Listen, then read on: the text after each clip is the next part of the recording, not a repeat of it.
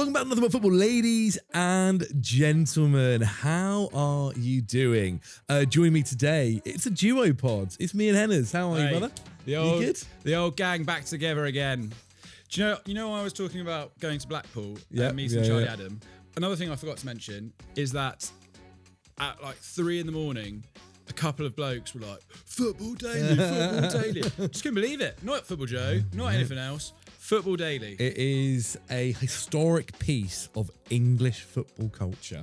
Another funny one. I remember I was at a festival and someone just came up to me in like a dance tent late in the morning. It was like, Zach Jalab in it. Yes. Zach Jalab. I had one a couple of days ago where I was walking past Tesco and 3 guys who didn't know each other. One was like someone working for a charity. I was with Ali, we were walking somewhere. And the guy from the charity is like, oh my God, I love your videos. And then the guy was walking into Tesco and he goes, Zach Chalab, oh my God. And someone leaving Tesco was like, love the videos, Zach. Oh my God. And I was like, wait a second. That gets you through the week, doesn't it? That's a real pick me up. It is, yeah.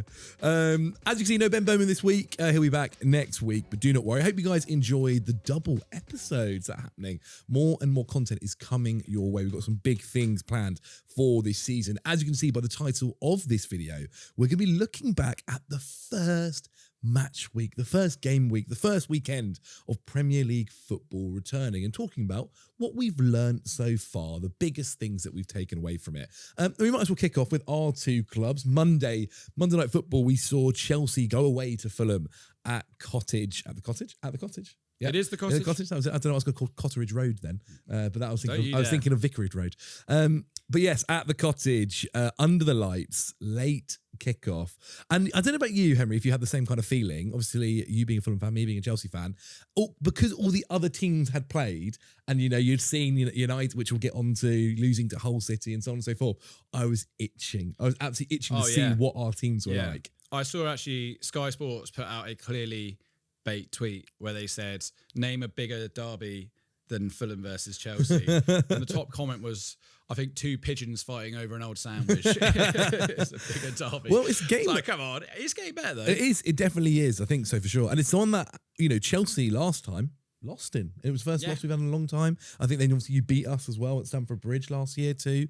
It was because normally the Chelsea Fulham game is Chelsea end up winning. Do you know what? Fulham has become a bit of a tricky place for the big teams to go. Last season, we played badly against some of the worst teams, but against the big boys when they came to the Cottage, with the exception of, Man City, we lost 5-4 with that big comeback. But we actually do quite well against the big boys. We do get up for it. And we did see that certainly in spells. I mean, the first half of the first half, I should say, Chelsea looked unbelievably good, I have to say. And in the second half, Fulham really came into it.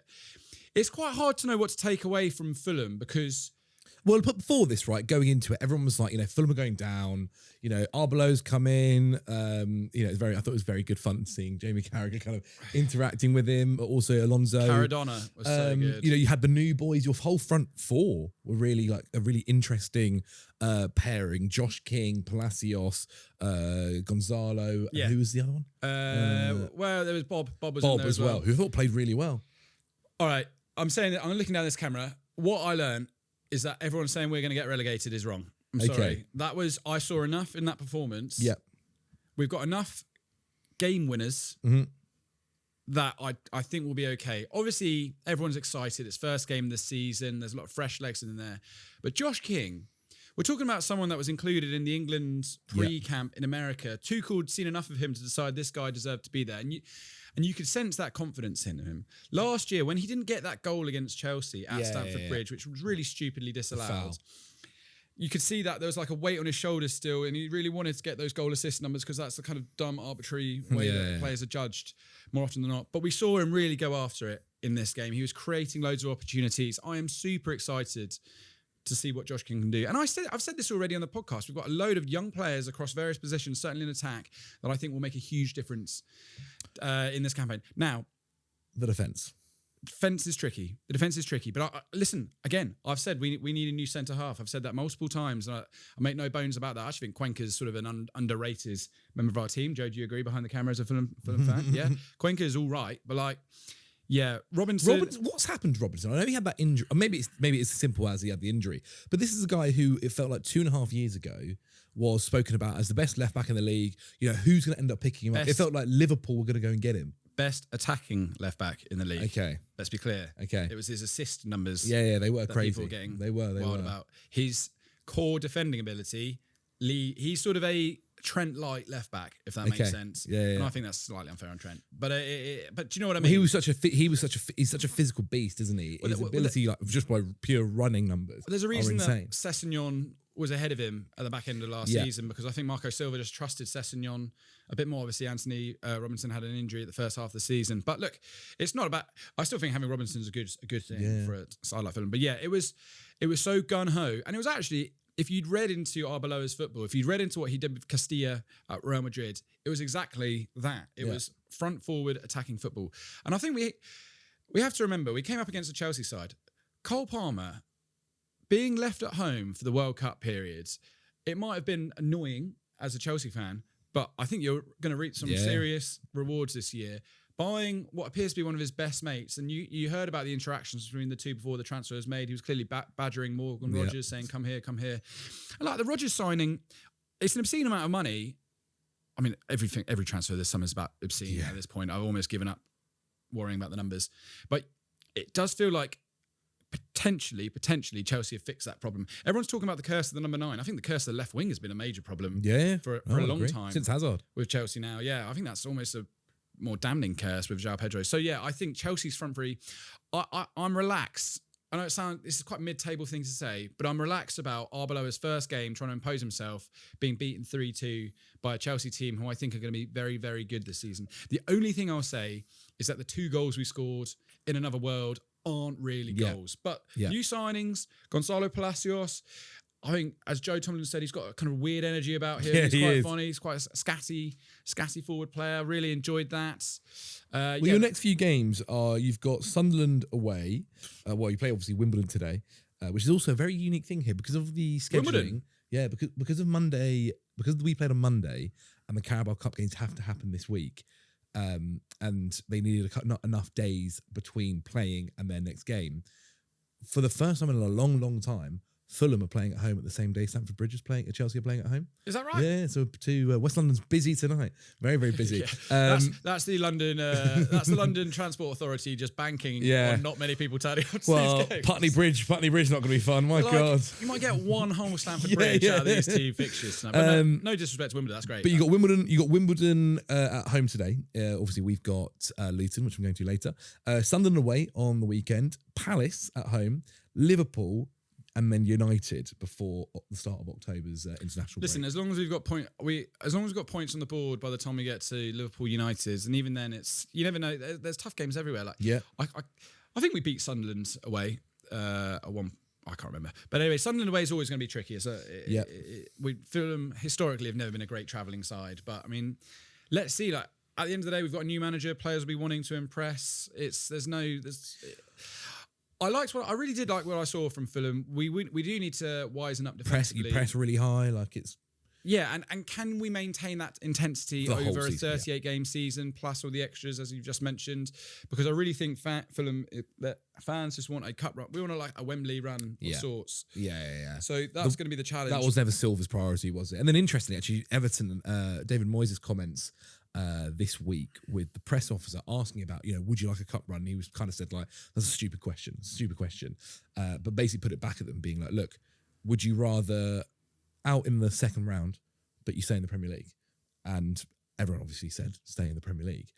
But I can understand why, from a manager's point of view, why maybe Marco Silva has prioritised certain things. It depends how you look at it, really, because at the end of the day, if people are paying money to come watch your team, completely. Then you have an obligation to play good football. It's never been more expensive to go see a game of football. I know the Carabao's early stage often tends to be a bit cheaper, but I think just be like, look, this is a hindrance. It is, in the words of Roy Keane, it's your job to turn up and play very in true. those games. And if you win the Carabao, you get like entry into a competition at the moment. And like, you can't say that Newcastle, when they won that, just look what it did for them. Just look what winning cup competitions has done for Crystal Palace the last few years. They're in a historic era. So I think that's, you got to have the squad for it, but I think that's slightly misguided and slightly disrespectful to the people. And at the end of the day, at the moment, the Carabao Cup has become a competition where I know we're slightly deviating from what we're talking about here, but the Carabao Cup has become a competition where you can get younger fans in, where they can afford to come and see a team for the first time. That might be where you hook in the future generation of fans to come and watch your team. So I don't think that should be overlooked, how important that is. But yeah, Chelsea, Zach, whatever you want. It's the new brand. You must have been impressed. Very pleased. Yeah. Look, I think there's been a weird thing at Chelsea, I think, really since, I don't know, post Conte. It was probably actually, the Sarri signing was the first time. Chelsea historically have never really cared about, or at least from the 2000s onward, Mourinho football, have never really cared about the style of football they play. It was always about like winning. And then for some reason, since around Sarri onwards, there has been this idea at Chelsea of wanting to play Pep Guardiola football, possession-based football, nice football, come away going like, God, the football Chelsea play is incredible. But actually, it's never quite worked for us in terms of how much we used to win before that. So Chelsea have been very successful since Sarri too. And that's not to say that I think Alonso doesn't want to play that, but it is interesting to come out from a match where Chelsea weren't the dominant possession force. Fulham had more possession in that game, but not feel like, oh my God, we got absolutely dominated. Like, it was good possession that was used well. If you look at where the ball was, or like the average place of the ball and that kind of stuff, based on the possession, Chelsea's were a better attacking possession than Fulham's. And that's the key thing here.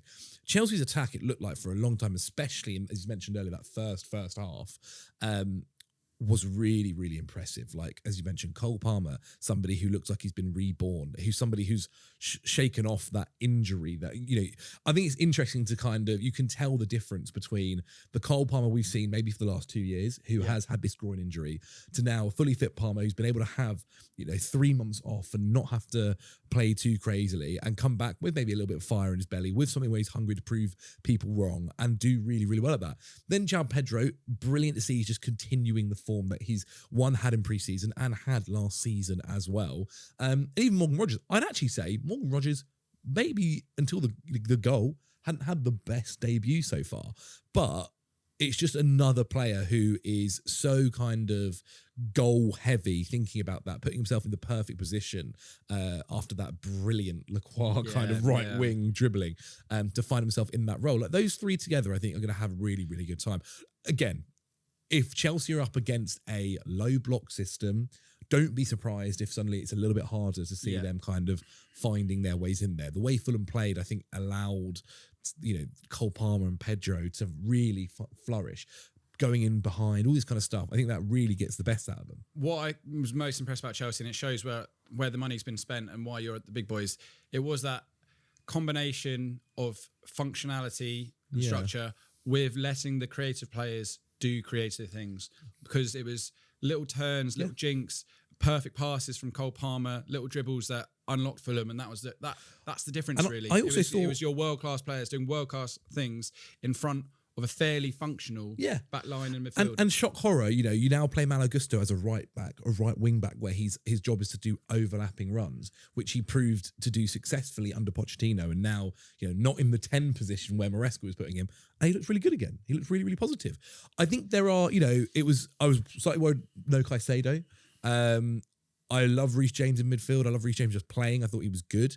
I like Lavia playing, but I thought they had a bit of a tough game in midfield. Some crunching tackles. I think it's fair enough if someone was to say maybe Chelsea got lucky with a certain decision or two. The Cole Palmer, the Colwell one in particular, I thought was risky. I am maybe slightly concerned about the defence. I thought Lacroix was really good and just showed his kind of shock. Yeah, exactly. Hey, I'm so sick. People going like, Lacroix, he was really good for Crystal Palace. He's a proven Premier League great defender. Fee at 50 mil. Like, I think just showcased he had a bit of calmness to it. I think Cole will hopefully learn to adapt to that position. There were times when he was playing at left back on a Pochettino, and sometimes when he's really out wide on that left side, you can see him struggle slightly. But I think he's a young defender who will learn. I think it will suit him. Josh Achapong, I thought, was really good at right centre back too. But that ball over the top was slightly worrying. And then look, we've got to talk about Robert Sanchez, who. showcased quite quickly in that game how much of a liability it can be at times. You know what? It felt like towards the back end of last season that the heat on him had died down a little bit. But again, if you want to be a big club, you've just got to plug these holes when you can. But it can't be the storyline again this season. That was one of the things where after the game against Fulham, I really wanted them to make some sort of decision whether it's going to be, okay, look, Penders comes in goal, or Penders will probably start today against Luton. But the rumours coming out now that Martinez is looking like a likely option to head to Chelsea. I get it. 100% go and do it. Like, we can't have another season. This would be a fourth season in a row where the same debates about, and think about a couple of years back when it was Petrovic or Sanchez. Yeah. The same debates happening around the idea of Robert Sanchez being Chelsea's number one again. And the first game of the season showcased this guy can make some exceptional saves. He really can. I actually think his shot stopping has never really been the thing questioned. Like, I think he is a good shot-stopping goalkeeper. It's the confidence. And it's also the second one thing goes wrong. If you notice in this game, there's a ball that gets played back to Robert Sanchez and he's on his left foot, obviously it's not his stronger foot, and he goes to try and play it long and it then goes out for a corner because he mistimes it. That, you see there, his confidence go, oh no. And after that, Josh King scores. And after that, we see other moments. He was lucky. His decision-making coming out or not for the Robinson chip was really blasé as well. He froze. And I think it's another thing where if Chelsea, and this is where, interestingly, I think I spoke, I can't remember if it was on this podcast or another one recently, about like the idea of should transfer windows end before the season starts or have it like it is at the moment where it's currently during it. And the nice thing about it happening whilst the season starts is you can make a couple of quick essential panic buys or calls where you see the situation still playing out and looking like, okay, Sanchez, it's not going to work out.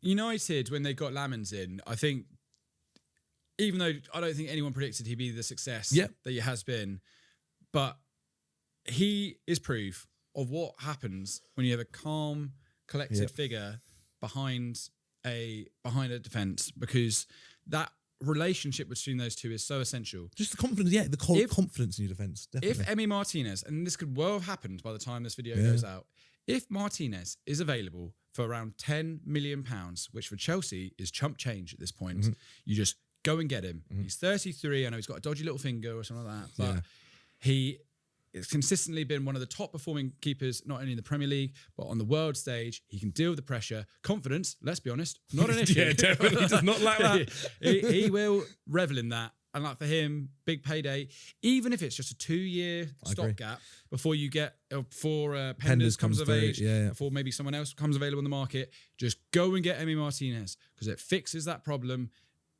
for now. Yeah, I agree. I completely agree. And then, I'm interested to see. I need to see a few more games from Chelsea. I need to see things kind of slightly, whether they can do it against a low block side. A couple more games before I can kind of go crazy about predictions. But I liked what I saw. Yeah. Let's chat about Manchester United. Hull City. The mauled by the Tigers. 12:30 on Saturday. Man United went away to Hull City, the MXM Arena Stadium. I don't know. These days.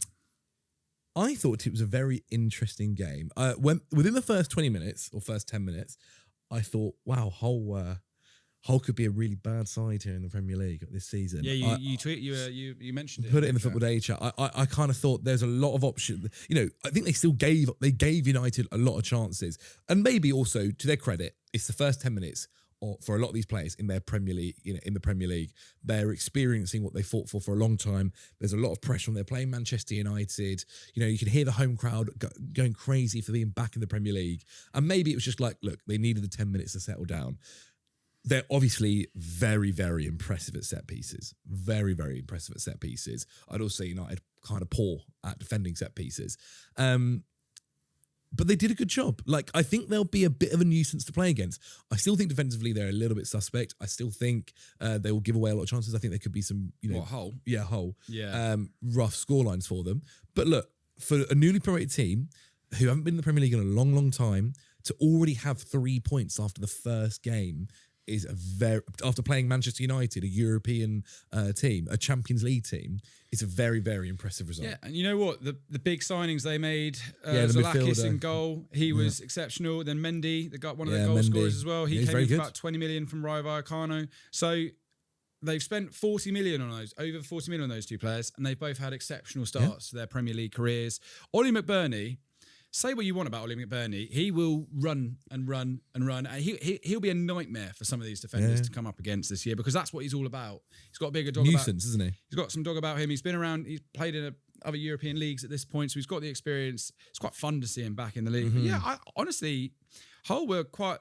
You talk to any Hull fan, they were quietly confident. After the, in what minute did they score the first goal? Was it the 17th minute. 17th minute. Gets on That was it. And I think after that, you saw them kind of grow in confidence. Like the fullback, the left back for Hull, super impressive. Giles has been a really good player for a long time. Putting some incredible balls into the box. Like they suddenly kind of found themselves and managed to really kind of control the game at times. Made it difficult for the United defence in a lot of ways. Like United, there are certain games people come out of it, they lose and they go, you know what, we should have won that game. Like we had the chance or whatever.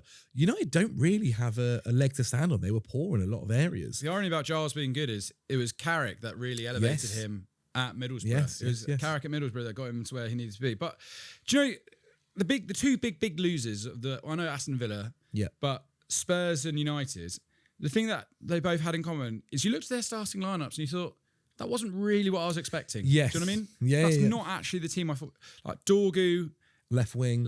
I thought Ahmad's, I think, out with an injury at the moment, isn't he? Which is unfortunate. And Santos and Tielemans at holding midfield. You're like, that's a new partnership. The defence, you're looking at Heaven and Maguire at the back. Mazraoui still playing at right back. You sort of think, okay, this isn't actually as exciting as necessarily I thought it was going to be. There was a bit of we got a bit of stick actually in the last episode from United fans being like, how can you have Liverpool or Chelsea above Man United? How can you do it? You guys mentioned the 1 game a week thing and that's it. And it's like, no, I do genuinely think United squad hasn't been shaped really well. What I thought really interestingly against this whole City game, against Hull City, was the Tielemans and Santos duo in midfield. They didn't play to their strengths. They were trying to go way too direct. There were so many long balls over to the wingers, up to Cunha up top.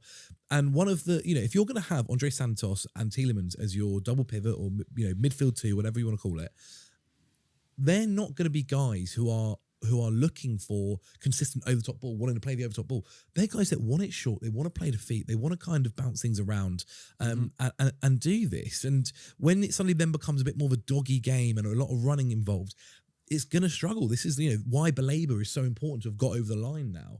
I think he's injured at the moment, but he might be, he's not too far away. It's a great signing to finally get done. Side note, if you haven't already, go watch Baleba's goodbye video to Brighton. It's generally one of the, as someone said, one of the realest goodbye videos. Yeah. Talking about how he didn't really know English when he came here, about how the way Milner looked after him, about how he learned to love every game, about how the fans never booed him after he was being hooked early. It was, you finally saw what an actual relationship between a player and a club looks like, and the evolution. I mean, that is the greatest marketing for why you should join Brighton as a young player that I've ever seen. Yeah, true. Even I think the comment in particular, you might have slightly mentioned it there, where he says, you guys didn't boo me when you had the right to boo me, even like kind of when all the transfer stuff was happening, and he obviously stayed. I think that was like a really, a lot of footballers will shy away from mentioning this stuff, and I think just showcases actually, how much it meant to him. But look, the signing's brilliant, and hopefully this will help for some of these games. But I really did come away from it and felt like, God, like it was. It's mad that after game week 1, there's already crazy criticism around Bruno Fernandes again and all this kind of stuff that happens once Manchester United lose a game and one of their best players of the last 6 years gets all this criticism straight away. Look, set pieces is an issue for this United let's side. not forget that's the 2 ways they conceded was from a set piece, and that obviously is not ideal, but it's not as if they got absolutely rolled off the park by Hull. No, look, their XG would suggest that they were unlucky not to score a goal in this game. Like they did have chances. There were a couple of chances where they ended up just kind of putting it straight at the goalkeeper and could have done a lot better in that. I also think, a side without Ahmad,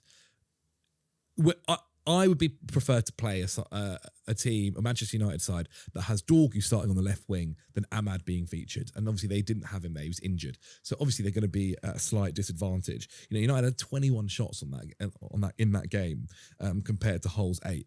They had so many more touches in the box, but eventually, that's what I mean. Hull kind of found the confidence; they defended really well in the end. I think United fans will, now the Blade has been signed, be very interested to see what happens going forward. Like, left back is still a massive issue. I still think they need defenders. But look, this is kind of why I was mentioning I think they might struggle slightly. Look, I was the one backing United, and I still think once you get Rashford fully integrated again, once you get Šeško, because he didn't play much pre-season football at all, once you get him back and that kind of changes the makeup of that front line, and Cunha can drop a bit deeper, pull the strings from behind. Once that all happens, because you're right, all that long ball stuff works well when you've got Šeško up there. But I'm not as down on United as others are, but I suppose if we look at their fixtures coming up, they've got to get going now. Like, you can't have any more rust than losing to Hull City in the first game. They've just got to get going again. Well, their Champions League draw is literally, I think, being done in the next hour, so it'll be interesting if they pull on that side too. Some real big teams. Viking, come on! All right, go on then. Who's next? Yes, okay. Well, Man United. Let's see what happens in your next fixture. Let's chat a little bit about Aston Villa. I think Aston Villa are a very interesting team at the moment. Busy in the window, as mentioned. Martinez looks like he's off. They brought in Suzuki in goal. Looks like he might end up being number one because they can't put Bizot in goal again.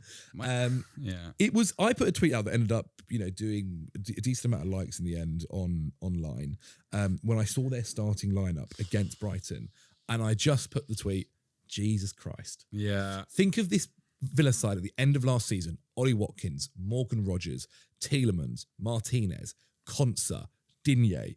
Digne might not have actually been in the final squad, but I think he might have been. Anyway, right, to then go now to first game of the season, Bizot in goal, Martinez at left back, Pau Torres, Victor Lindelof, Matty Cash. Not too different there, not too crazy. João Gomez in midfield, who gets sent off in the 40th minute. Kamara at DM, brilliant player.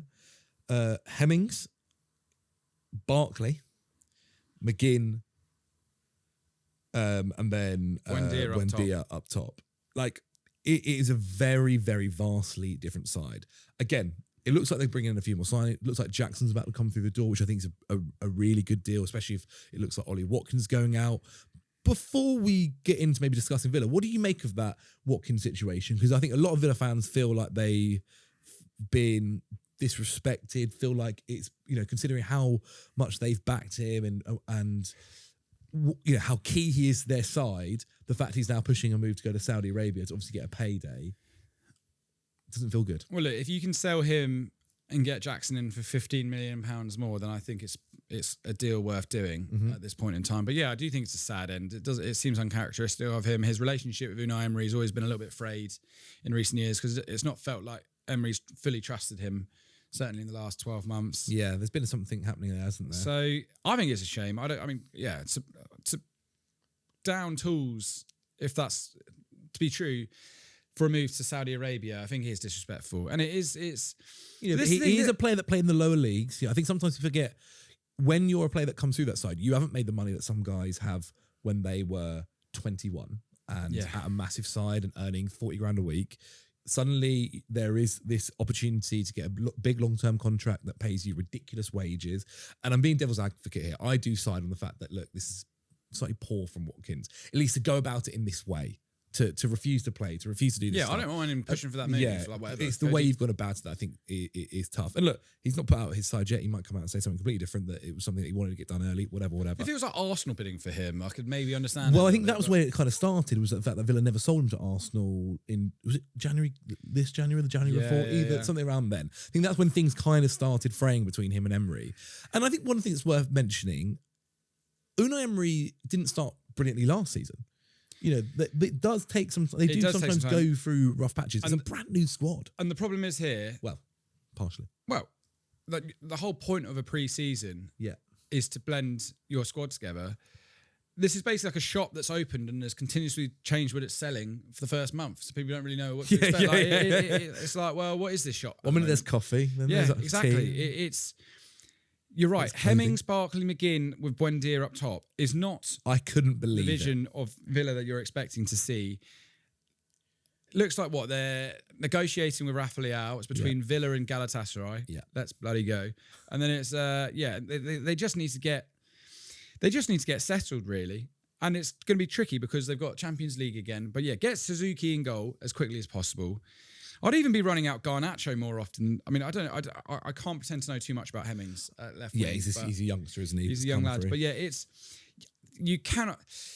I wonder what Emery's thinking at the moment. I really do. But I saw Conor Chahal say that they might get relegated and he'll get fired. It was a hot take. It was maybe a hot take. Yeah, it's a hot take. Obviously, it's not going to happen. But Emery must be thinking, they must be giving him assurances. Look, this is a 2-3 year turnaround here, because I respect the clinical nature in which they've gone about this rebuild and just targeted loads of new players.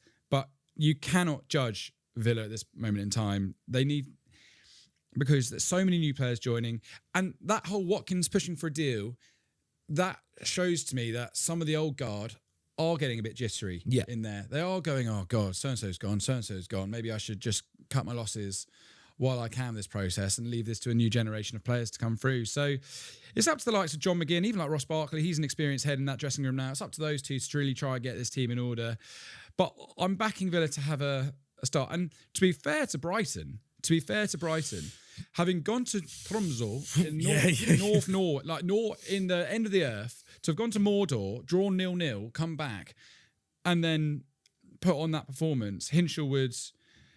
I was really quite blown away with how good Brighton were. They were impressive. They were very, very impressive. Bear in mind, I backed them for 16th this year. Shock. So yeah, I mean, Vuskovic, great signing next to Dunk. Yeah, I mean, it wasn't really that many new signings that made him. He was literally the only new Gross in midfield, Pascal Gross does what he does best. Still doing really well. So brilliant. Yeah, fair play to Brighton. I mean, maybe they could be a bit of a. They've changed. It's really hard to predict how well they're going to be under the German lad. But Villa, I wouldn't read too much into this. It's a horror start. They need some centre halves in there. Pau Torres, Lindelof was good at central defensive midfield last year. He wasn't particularly great at centre half. You can't be trusting him for a whole campaign there. They need to get some serious strength through the door. Yeah. Well, they've got out quickly, obviously, with the window ending on Tuesday. Their next few matches as well aren't easy. Arsenal, the next match really is not easy. Arsenal at home on Monday Night Football. They then play Hull City before playing Coventry in the Cup, and then Nottingham Forest. Spurs their last fixture before the international break. They can get some results there, but they definitely need to try and pick things up. Obviously, their pre-season didn't go necessarily too well, but they played some tough teams. Their bench, half of their bench last weekend was young lads. Yeah. It's... Look, and I'm all for. They've been through the ringer, man. They've been through the ringer, and I do wonder where there has. I said it in the last episode. I do wonder whether there has been a thing where they went, you know what? If we're going to sell everyone, let's just do it now. Like, who doesn't want to be here? Let's get it done. Watkins refusing to play when you've got Abraham injured and Madjo out as well. Come on, man. Yeah, exactly. But yeah, fair play to Brighton. Very interested to see. I don't want to. Brighton. Just like we kind of mentioned with. Positive, I guess, looking positively for Fulham and maybe looking negatively here for Brighton. I don't want to jump just yet, but they looked very, very impressive. Some good goals there. Let's go to, he's not here, but Tottenham Hotspur and chat about them because, wow. I mean, I've never seen, I was obviously for long-time viewers of videos that we've done together, Sonny Snelling, I was with him, a Tottenham Hotspur fan, so he talks Spurs, on YouTube for when Spurs played Brentford on Saturday, the later kickoff. First, let's cover Brentford. Oh, wow. Man alive, they look good. We spoke about Sangare as one of the transfers really liked this summer.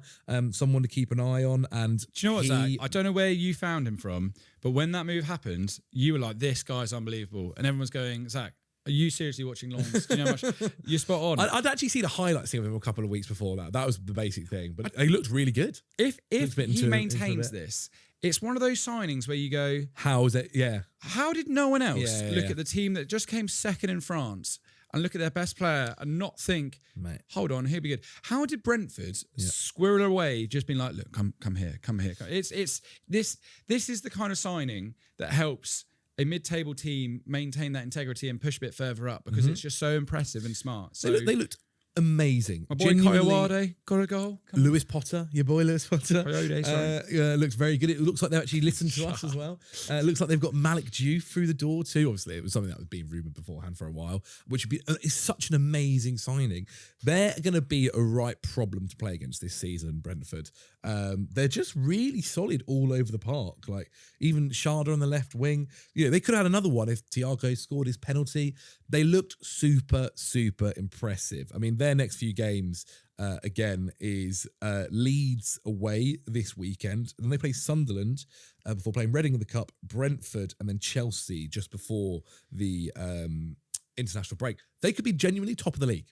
They could be top of the league before the international break, depending on how that Chelsea game goes as well. They look really, really impressive. And it was great as well to, you know, last season, I think a lot of people, he definitely got his flowers in the end. What's his face? The manager, Keith Andrews. But it's good to, again, just see it kind of like carry on. They haven't necessarily been torn apart, have they, like they have in other seasons? They've done a really, Sad really to good see job. Ethan Pinnock leave. You know, I mean, what a stalwart. He's, you know, What a what an career. incredible story for him. He's been he's a legend at that club, and obviously staying in the Premier League by going to Coventry. They got like 6 million for him. They got, I think, a good fee. Let's jump over to the dark side, Tottenham Hotspur, because they looked mightily poor. Now, to their credit, I think there are probably 4, maybe 5 players that would start in the normal starting 11. Kinski, the goalkeeper, Van Heck, Tonali, Tell, maybe Richarlison, maybe Robertson. Obviously, they've now got through. It looks like they're about to do Marmouche, so probably not Richarlison. So, okay, the full starting strength squad is not there. But Christ, it wasn't just that was part of the issues. Senesi, someone who's been praised as a really good signing, getting him for a free, looks really... The defensive line looked like they had no idea what they were doing, didn't know who they were marking. And again, this is also credit to Brentford. They looked like they didn't know who they were marking, didn't know how to kind of have any sort of structure in any sort of way. Look, a little bit of an error from Kinski as well in goal. That's obviously been a thing that's been spoken about over this summer as well, where they're going to keep him as number 1. It's also come out that apparently they're not going for Martinez too, so he definitely is the number 1. Archie Gray at right back, you know, bless that kid. Like, he's never been able to play any minutes in his actual position. He was captain. He was captain, yeah, he was captain.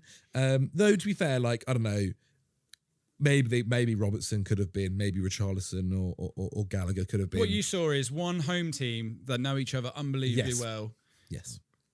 Week in, week out, well drilled, up against, as you said, a team, a new bunch of lads who kind of thrown together. I mean, look, I don't want to slam like Mikey Moore. He had a really great game midweek against Charlton as well. But again, you look at that, Tell, Gallagher, Moore, Richarlison, and you sort of think, hold on a minute, they've just spent 300 million. What's going on? It's not, that doesn't move the needle for me. But if you now add Savino or Savio, who's obviously joining the side, Marmouche, who comes into that as well straight away, Fernandez, who did come off the bench and looked, you know, good, at least one of the better Spurs players. He comes into that. Bergwall had a rough game. Bergwall had a really rough game. Van der Ven would come into that side as well. Pedro Porro will come into that side. Like, the guy, that is quality that they're adding there. Again, I'm interested to see how it works and how it gels together. Obviously, Maddison came on. He's now out as well, back injured, but I think he's supposed only like 10 days. That does improve the side, and maybe quite substantially too. But it was a very rough thing to start the season with. My God. Very, very rough. Yeah, I think getting Fernandez in there as soon as possible in that starting 11 in the Premier League is going to be mightily important. And yeah, get Savio if Marmouche is in as well. Give those guys a chance. But once Savio again, scored against Charlton as well. It's just an interesting one with De Zerbi. Obviously, I just hope these are signings for the long term and not signings for him, because he's such a temperamental man. I think The Athletic did a really good video on sort of the problem with his football. He asks a lot, but he's fairly inflexible himself. So, yeah, look, they just need to get their best players on the pitch as soon as possible, because that's the only way that you can breed confidence into that side. Because that's a horror start. That's a horror start to lose 3-0 at Brentford. Okay, yeah, and there are other few games as well going forward. Newcastle, who looked mightily good. We'll get onto them in just a minute. Forest, Liverpool, Everton, Villa. There's no such thing as an easy game in the Premier League anymore. You're right. But those, I think, could be quite difficult for them. We'll see what happens against it. Newcastle will be a good test, actually, to see what level they're at. Let's chat about that game then and what we learned from that. Newcastle versus Liverpool. Before the game, so much talk around Newcastle and what was going to happen with them, what was the new manager going to be like. Obviously, playing Liverpool in the first game of the season is never an easy fixture. So they've just played West Brom as well in the Cup, managed to get a 3-2 result positively for them. But a lot of talk about kind of the lineup that would happen.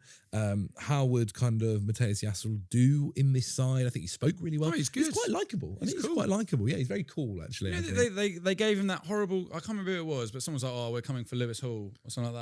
Yeah, that question. Yeah. And he just went, no, you're not allowed to have him. I thought, what an unprofessional thing to ask a manager on the spot. That's outrageous. It's not even funny at this point. And he handled it so well. I think he's a really highly rated manager. What he's done in his career is great. And we saw I think his approach to this Newcastle team as well. I know we've sold a lot of players, but none of them were my players. Yeah, true. This is my squad that I'm working with. And I've not nearly been as down. I actually think Liverpool coming back to draw this is an underrated achievement in this game, given that how it was going, what people are saying about Liverpool at the moment. So the whole squad, the new goalkeeper, I think he had a very decent performance for someone that was, brand new. I watched him when I went to see Braga last year. Little did I know I'd be seeing a lot more of him. Genuinely, I'm not nearly as down on this side. Visser, I backed him to have a much better season, got him in my fantasy team. He's done really well. Elanga, he looked very good at the World Cup for Sweden. Sure enough, that speed. He's obviously, there's limitations to his game, but if you can find ways to get him in behind a defender, he can finish. Yes. And that's what exactly happened. And you've got that on either side of Harvey Barnes. We didn't even see Bazumana Traore. He looked super exciting on the bench. Stur, maybe not the best game, but Lewis Miley, he's another player that can go through the gears if he wants to. He's someone with a higher ceiling as well. Yeah, Lewis Miley, people have sort of forgotten about him a little bit, but he's a very exciting young player. And I actually think the signing of Nico Gonzalez from City for 50 million quid in this market is so good. Yeah, I mean that's really good because he just needs to be loved. You can see he just needs to be platformed. There's a reason that City bought him in the first place. Let's not forget, and he came through at Porto. He's no slouch. Put him in that Newcastle team in midfield. That's exactly the kind of signing they needed to make there. Tuor and Botman at the back is still pretty solid. They might be slightly light at centre half. Like Shah, they need to move on from that. They were unlucky at some point. The penalty as well that's given away, I thought was I think it is a penalty. I thought it was a little bit soft. Yeah, I thought it was a bit soft, and it was a bit unfortunate because they've done a really good job. They defended really, really well against a Liverpool side who maybe we'll get onto in a second, but was still kind of putting things together.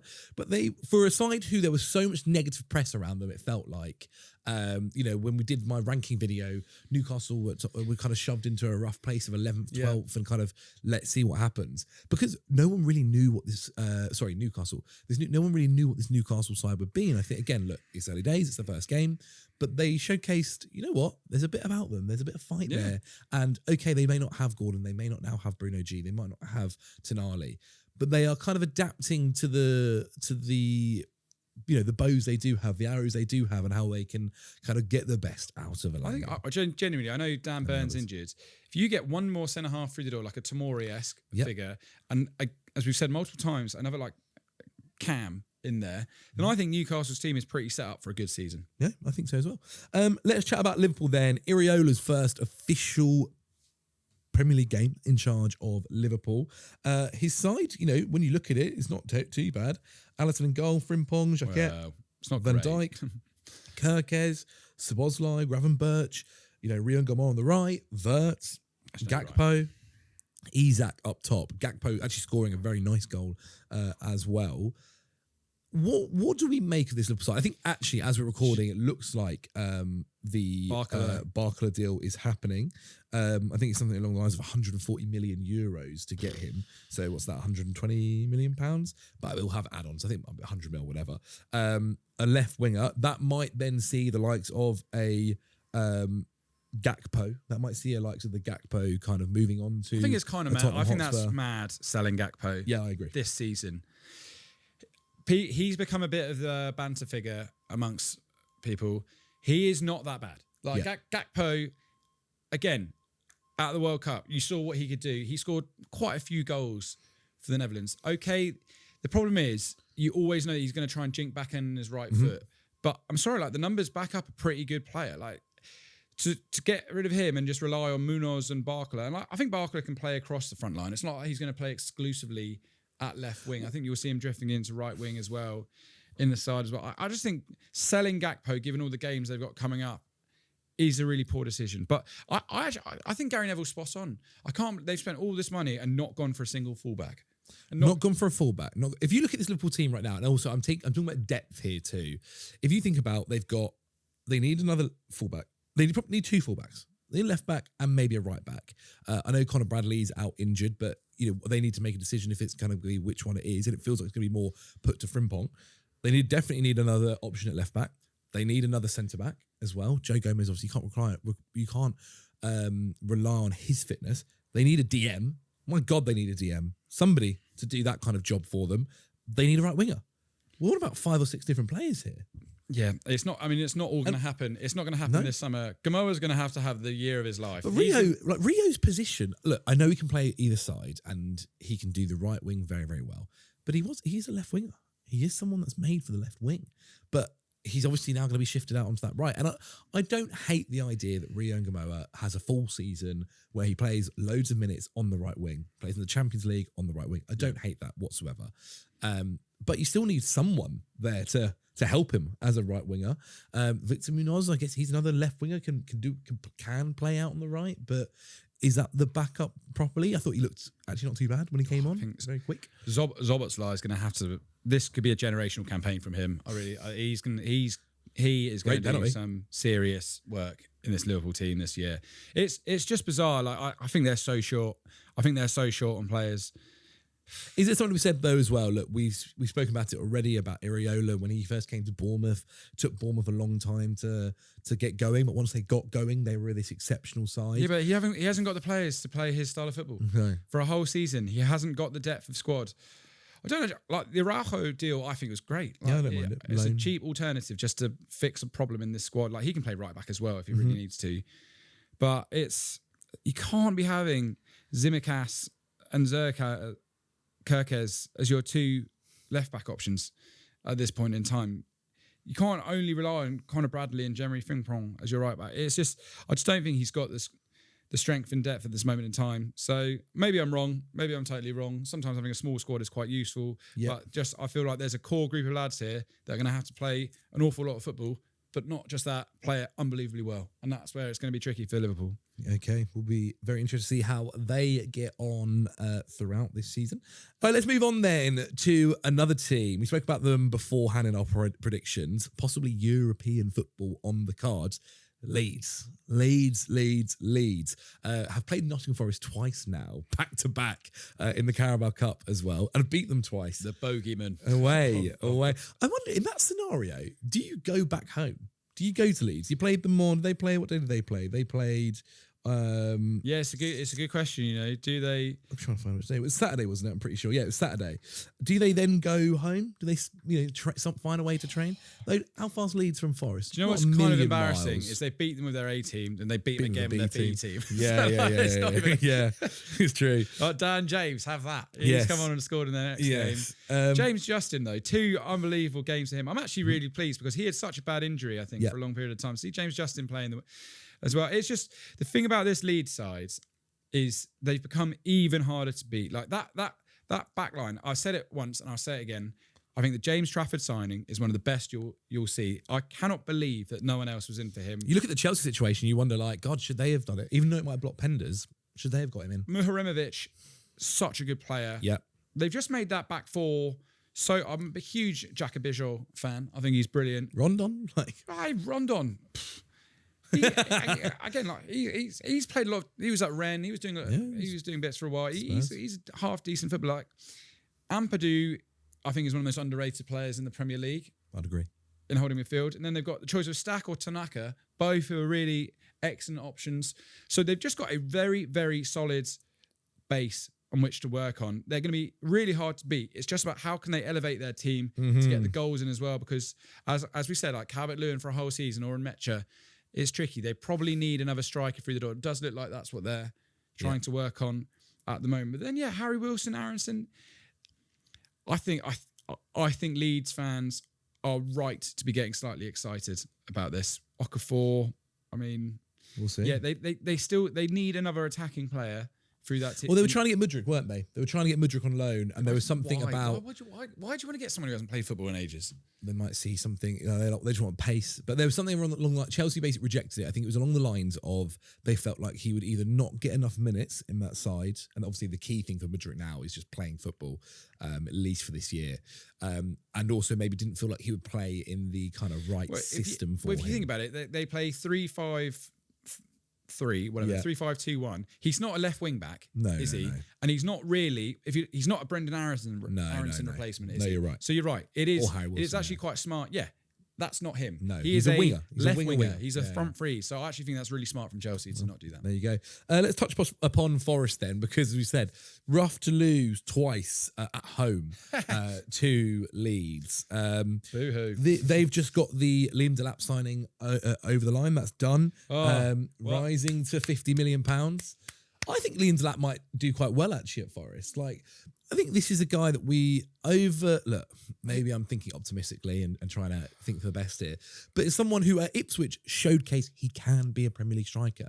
When the game suits him, where he's more running in behind, where he can carry the ball if needed to, that is something which he can do quite well. He did quite well with that at Ipswich. When he's being asked to be a striker of a top six side who play against low blocks, so on and so forth, he struggles. But Forest are that style. That's what they're going to do. Who's the third guy on the back post? Seb, James, Seb, Rory. And Tobes. Toby's video is so funny. It's Taranakis. To make £20 million on a player that scored 3 goals in 47 games. And I'm not even... Did he play 47 games? Because you know what? I tweeted something this week about how Chelsea's valuations of their players is truly staggering. And it got loads and loads of comments. But the reality is they do make these sales where Forest have gone is 50 million on Delap really the best transfer they could have done? Was there no one else in Europe? It makes Gonzalo Garcia to Fulham look like an absolute bargain bucket deal. I mean, it's a staggering decision. I hope he does well. Don't get me wrong. I don't think I'll be that shocked if we come to the end of this season and everyone goes, you know what? It was actually a decent signing. He's got 10 goals. But we'll see. They've still got Chris Wood as well on the bench. Igor Jesus. They've got a few striker options now for them. I mean, even Callum Wendo can play up the top. Igor Jesus, Chris Wood, and Liam Delap is such a funny triple threat of bulldozers just to have. I mean, sure, it's a slow start. I don't think they've moved the needle a whole lot this summer in terms of their squad players, but I was really hoping to see a rejuvenated. We wanted Hudson-Odoi, Morgan Rogers. These are the players they need to really step up at the moment. But I mean, who have Forest got coming up in the next few weeks? Do you think? I can tell you, my friend, Forest's next few games after losing twice to Ipswich. Sorry, Forest fans. I just find it quite funny that that's happened back to back. They play Liverpool in their next fixture, the 12:30 on Saturday. They then play Spurs, Villa, Coventry in their next few games. And it's not obviously bad. Out of the cup now. It's not a terrible run of fixtures for Forest. I guess it's just always a case with Forest. Is who's your strongest starting 11? Yeah. Because there's so many names. It's just so many names. It's just, how do you fit them all in? We will see. We'll run through then our final other games that happened over the weekend and touch upon some talking points. Ipswich versus Sunderland. Ipswich versus Sunderland. First game back after being in the Premier League just over a year ago. Ipswich Town beat them 2-1. Ipswich, I mentioned this. They look good. They've got a good squad. Enciso, I think it's a great signing. Unbelievably good signing. And again, looked really, really impressive. Emerson did a good job up top for them too. Battled well in that game. Their starting 11 is a side where they've got some really tiny players in the likes of Fatawu, in Ciso, like guys who are very good on the ball, but also defensively strong here. I like their back line. Okay, look, they're not going to be playing free-flowing football where it's going to be like dominating possession in every game. But O'Shea, Diop, Greaves, Davies, not bad. Davies as well looked good in that game too. Their DMs being Lukic, obviously they signed from Fulham, knows the Premier League well. I always think is almost a guaranteed yellow card in every game, but didn't get one in this one. And also Nunes, who they brought in. They've also signed, what's his face? Is Palacios done? Oh yeah, Palacios as well. Is that done? Is that done? Which is a hell of an incredible signing, I think. And then Maeda and Ciso, Fatawu, and then Emerson up top, really good. Their bench options to bring on Akpom is a hell of an option to come off the bench. Really, really, really strong. Clark obviously came on, got the goal against his former side. Another great option who's now kind of been there a little while now, got to know that side. I think it's even Furlong in the bench, Kipre, good guys. They may be more championship players, but not too bad. I mean, the thing is, they held on to the sort of the core. They obviously sold a few when they got relegated, but they held on to a few players. They really picked up some unbelievable momentum in the second half of the championship to roar into second place. Yes, they lost McKenna, but I don't think Gary O'Neill is that bad. I know there was some chats around beforehand and worried. Gary O'Neill has done this job 3 times now. He's been to Wolves, he kept them up. He's been to Bournemouth, he kept them up. I know Bournemouth then have done, it was a good thing to then let him go and bring in Iriola because look what it went on to do for them for sure. But he knows how to come into a situation where kind of the odds are stacked against him in ways, make them play a certain style of football that is going to keep them in the league. He knows what he's doing. I think it's a very, very good sign for them. Sunderland, Doogie apparently said it was concerning. Well, which I think was interesting. I'm not at least a bit surprised. Really? I mean, again, not loads has changed from that side from last season. Obviously, 09 had to play centre-back in that game, which I don't think is anywhere near the level when they obviously have some of the other boys playing. But I was shocked because previously a couple of you have mentioned Sunderland having a rough season this year. I think Carragher had them actually to go down too in his predictions. And I felt like, well, this side did really, really impressive things last season. There's no reason to doubt them yet. But I thought when Duke came away from it, was like, oh, that was slightly concerning. It made me worry a little bit for them.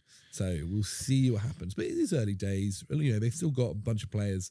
All in on the Europa League, aren't they? So yeah. And I wonder whether fans would take that, a good Europa League run, and just about staying up. I think they'd be more than happy with that. But if they got relegated, how'd it go? But I'm saying it now, an English team is not winning the Europa League this year. It's not. I don't believe that Bournemouth, Sunderland, or Crystal Palace is going to win the Europa League. I just struggle to see. I think if you're the other European teams, you think that's good. But Sunderland's. I don't know. I still back Brobby to have a good year. I just think they'll get found out a little bit. Okay. And that was proven. We'll see. We'll see what happens. And then finally, before we end the video, Henry, let's touch on Man City, Bournemouth. City. Because City may be slightly lucky. Ender Maresca slightly lucky in that game. Bournemouth go 1-0 up. Deservedly so. They have another chance too. Erling Haaland misses a bit of a sitter. Like, I had him in my draft team. Absolutely killed me in that by him missing that. Then late on in the game, Mark Gehi scoring from a corner. And then Gvardiol managing to find a winner for them. There were definitely reasons to be concerned, I think, for City fans coming out of that game because it was a set piece that found the solution for them, which is good. That they're not necessarily the best set piece team in the world, especially compared to some of the others that have been in the Premier League. But they just looked a bit toothless. I wasn't afraid. Like, you think of the City side over the years, and obviously anything that has Haaland in is going to be scary. But thinking of the City team over the years, Foden, O'Reilly in the 10, Semenyo, I don't know, it just felt. Yeah, I mean, this is the thing. It was quite an experimental side. When you're playing O'Reilly Gehi in midfield. 10, I know everyone's saying, the Gehi thing paid off, but you can't bank on that for a whole year. Like, what you spoke about Chelsea at the very start is you're finally seeing the best players being played in their best positions. So I don't think City can overly gamble too long on playing players out of positions. The fact they got the win, I think, is massive. for Maresca. That's a huge start against, in theory, a very tough opposition in Bournemouth. But I think Dukes, I mean, we said it before, we said it already, Dukes is right. They need a backup to Haaland. They cannot be going into this year hoping to play some like false nine of one of their other options in there. If Haaland is off it, which will happen, like we saw it in Norway's final game against England, he'd basically run out of steam because he'd been doing so much heavy lifting for that Norway side. They need to have someone else that they trust to go in there and play in behind the striker. Marmoush gone. Marmoush is gone as well. He was the Alvarez replacement, wasn't he, to do that role? Well, the bench options, right? The bench options for the game against Bournemouth were Marmoush, gone. Gonzalez, gone. Reece, the young Brazilian defender they've got. Ait-Nouri, the sub-goalkeeper. Jack Grealish, who might be going to Sunderland or Villa. Cherky, who you assume, he came back a lot later in pre-season. You assume he's going to be in the starting 11 sooner rather than later. Kovacic and Nunes. Oh, is Grealish really might go back to Villa? He might, there's rumours about he might go to Villa. That would be fun. So epic. Yeah, it'd be fun. Whether I think it's good for Villa is another question, but it'd be fun. I don't know. I don't know whether... What, they've outgrown him? At least a 31-year-old Grealish maybe now, yeah. Anyway. But my point being is they don't have great options to bring off the bench, right? Okay, let's say, and let's say Cherky's in this game and O'Reilly playing in the 10 and O'Reilly goes to where Gvardiol is. It then means one of the other centre-backs is on the bench. So it's not like another attacking player you have there is coming on. Savio, is obviously gone to Spurs now. I know they're looking to try and bring in Enzo Fernandez. Obviously, Buadi's now joined as well. Buadi's joined as well, which might help them in midfield. But they haven't got loads of attacking depth here to actually come and help them. I cannot believe they've spent 300. Oh, they will probably spend 320 plus million pounds. And I know, like there's not enough goals and assists in that 320 million. No? There's control. I know Enzo can pop up with goals and assists, but there's not. If you're spending that huge kind of money, that's normally the position in which you're going after it. And I don't see it with those three signings. There's a lot of control in midfield, and maybe that's enough. But they need. But this is the most un-City window that we've seen in a while. In a very long time. Normally they're so calculated. Normally they get their business done early doors. And they've always got that rotation of players coming through to replace the legends that are leaving. There's always players that you feel can step up. Yeah. This is the first year it's felt like there's been a bit of panic behind the scenes trying to figure out what to do to get a settled squad and dropping the kind of money they're dropping on the players that they're dropping it on. I'm scratching my head a little bit. Like Elliot Anderson has got to hit the ground running there. And I also think how do you get Anderson, Buadi, and Enzo in the same squad that then also has Cherky and the wingers? I don't know. Someone doesn't play like probably Buadi, but then you've got 100 million on the bench. Like, my Christ, an 18-year-old who probably needs to play football to get to this potential. It's a very interesting time at City, and that's also to say if they get Enzo, I'm still with the belief, and look, it might happen, it might change. I'm still with the belief they don't get Enzo Fernandez. I think he's going. Come on, we'll see. We'll see. He's playing tonight apparently at Luton, so against Luton. So we'll see. But I think this City side, things are definitely changing here. But let us know what you guys at home thought or learned or found out about your side or the team that you played against or other teams that you watched in the first game week. Obviously, right, one game has been played. It's still early days. We don't know the full consistency of a lot of these teams. There's still players to be bought. There's still players to come back from injuries, so on and so forth. But yeah, let us know. Henry Hill, thank you so much for joining me in our two-man special. Did I want to say that? Maybe not. That's true. If people at home can check you out. Really exciting news. The 100th episode of the Football Joe Quiz has been filmed. It is going out on Saturday. Ibby's back. Baller League Ibby. Ben's back. It's the original 3. Oh. It's all about 100. I'm just so happy that after a few months off, it's finally been made. So please go and check out the 100th episode of the quiz. I know some of you were commenting on the chat. Where is it? Well, it is here and it's going out. And I'm just really happy that something real is there. Hey, well, there you go. Check it out, guys. We'll see you on Monday for another video. So enjoy the weekend, guys. Hopefully your team wins. Unless you are a Who are Chelsea? I like how playing? we haven't done Arsenal. Brighton. And that's so good. Yeah. Did we not do Arsenal? We didn't do Arsenal. Yeah. Oh, well, there you go. They look really good. Yeah. They look really Arsenal good. looked really good. Yeah, there you go. I'm sorry, I completely forgot. Yeah, bye guys.